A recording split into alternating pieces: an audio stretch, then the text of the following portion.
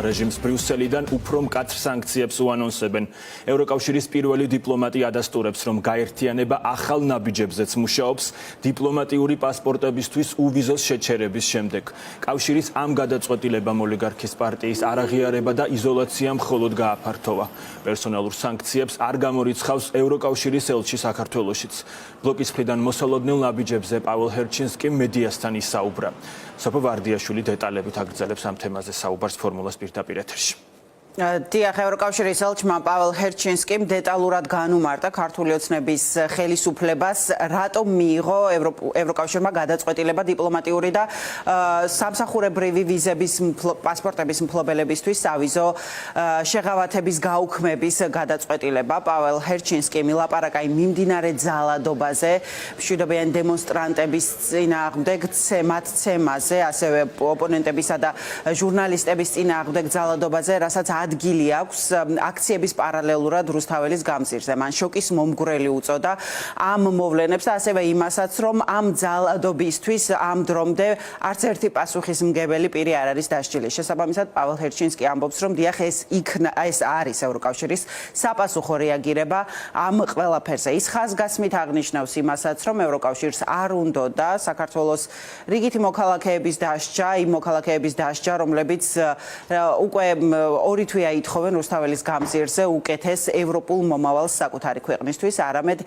ეს არის კონკრეტულად მიმართული ქმედებები პასუხისმგებელი პირების მიმართ, ხელისუფლების წარმომადგენლების მიმართ, რომლებიც არიან პასუხისმგებელი ამ განგრძობად ძალადობაზე, მოქალაქეების მიმართ და დაუსჯელობაზე. რაც შეეხება იმას, რა იქნება შემდეგი ნაბიჯი ევროკავშირის მხრიდან და უნდა ველოდოთ თუ არა პერსონალურ სანქციებს ოფიციალური პირების მიმართ ევროკავშირის მხრიდან. პაველს ჰერჩინსკი ამბობს, რომ ამას სჭირდება, ვიცით რომ ამას სჭირდება ერთსულოვანი გადაწყვეტილება ევროკავშირის მხრიდან და უნგრეთი და სლოვაკეთი ბლოკავენ პერსონალური სანქციების დაწესებას ქართველი ოფიციალური პირების მიმართ, თუმცა ევროკავშირის ელჩი ფაქტობრივად აანონსებს იმას, რომ ამ საკითხზე მსჯელობა კვლავ გაგრძელდება, ევროკავშირში შეეცდებიან ამ საკითხზე ერთსულოვნების მიღწევას და არ არის გამორიცხული, რომ გარკვეულ ოფიციალურ პირებს საქართველოში ევროკავშირის მხრიდან სანქციები მართლაც დაუწესდეს. We admire the resilience and attachment of Georgian people. აღფრთოვანებული ვართ ქართველი ხალხის მედეგობითა და მიჯაჭვულობით საქართველოს ევროპული მომავლისა და დემოკრატიული ღირებულებებისადმი. ხედავთ როგორ დგანან ყოველღამე რუსთავაზე და საქართველოს სხვა ადგილებში უკეთესი მომავლის მოწოდებით საკუთარი თავისა და შვილებისთვის. ჩვენ ქართველი ხალხის გვერდით ვდგავართ გვესმის მათი ძახილი უკეთესი მომავლის, ცხოვრების დემოკრატიული ქვეყნისა და ევროპული მომავლისთვის. ამავე დროს ვგმობთ მიმდინარე დაშინებას, ძალადობას. შოკირებული ვართ ადამიანების ცემით, მათ მიმართ დაშინებით, მუქარით, მედიის წარმომადგენლებისა და პოლიტიკოსების ჩათვლით, მაგრამ ასევე რიგითი მოქალაქეების მიმართ, რომლებსაც მისდევენ და სცემენ ნიღბიანი ადამიანები. შოკირებული ვართ დაუსჯელობით და იმ ფაქტით, რომ ქუჩებში მიმდინარე ორთვიანი ძალადობის მიუხედავად არავინ დასჯილა ამისათვის. და რა თქმა უნდა, ასევე საქართველოს დემოკრატიული უკუსვლა, რაც რამდენიმე თვე გრძელდება, ვერ დარჩებოდა რეაქციის გარეშე. ჩვენი განზრახვა არ არის ხალხის დასჯა, რომელიც ქუჩაში დგას და ითხოვს დემოკრატიულ და ევროპულ საქართველოს. ჩვენი განზრახვაა მათი დასჯა, ვინც პასუხისმგებელია რეპრესიებზე, დაშინებაზე, მიმდინარე ძალადობაზე. სანქციებზე დისკუსია წევრ სახელმწიფოებთან გაგრძელდება. სამწუხაროდ, ერთსულოვნება ჯერ კიდევ არ არსებობს. არიან წევრი სახელმწიფოები, რომლებიც არ უერთდებიან ამას. მაგრამ ვიცი რა ევროპული ლიდერშიპის ერთგულება ჩვენ ვწდით, დაუბრუნდებით და ვიმუშავებთ ერთსულოვნების მიღწევაზე, რაც აუცილებელია სანქციების დაწესებისთვის.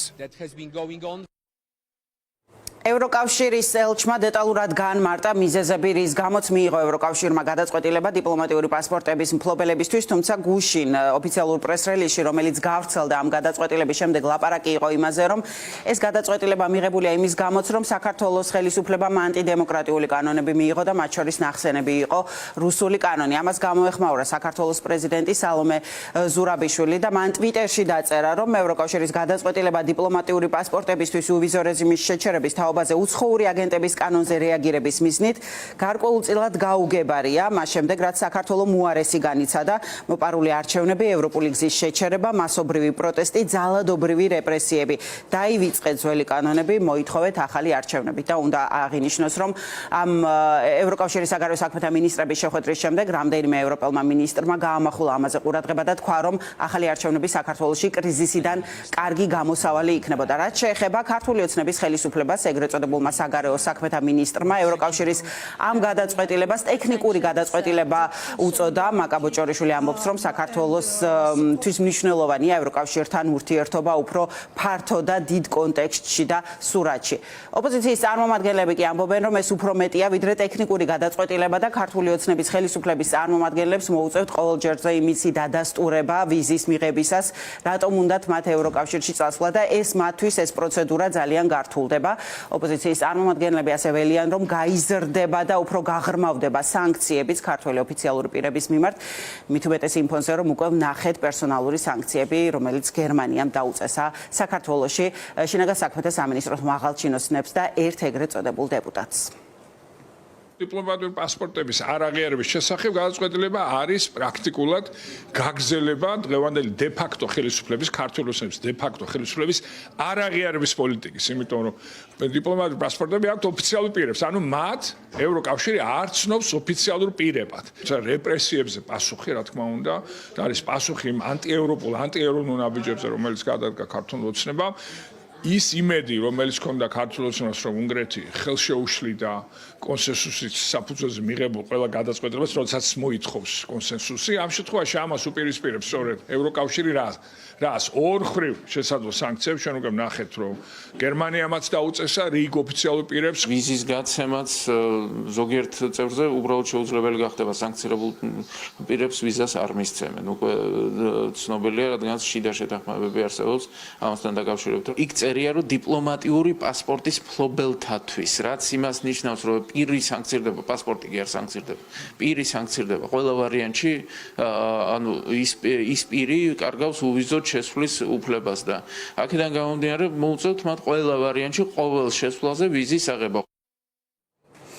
ევროკავშირის გადაწყვეტილება სავიზო რეჟიმის ნაწილობრივ გაუქმებასთან დაკავშირებით უკვე ამოქმედება რამდენიმე დღეში. შესაბამისად, 1 თებერვლიდან ოფიციალურ პირებს მოუწევთ ვიზისთვის რიგში ჩადგომა. ეს გადაწყვეტილება შეეხებათ საქართველოს საერთაშორისო დელეგაციების წარმომადგენლებს, რომლებიც უნდა წავიდნენ სხვადასხვა დისკუსიაში მონაწილეობისათვის ევროკავშირის ტერიტორიაზე. ასევე ცენტრალური და რეგიონული მთავრობებისა და პარლამენტების წარმომადგენლებს, ასევე საკონსტიტუციო და უზენაესი სასამართლოების წარმომადგენლებს და ასევე სხვა ნებისმიერ პირს, რომელიც ფლობს საქართველოში დიპლომატიურ თუ სამსახურებრივ პასპორტს.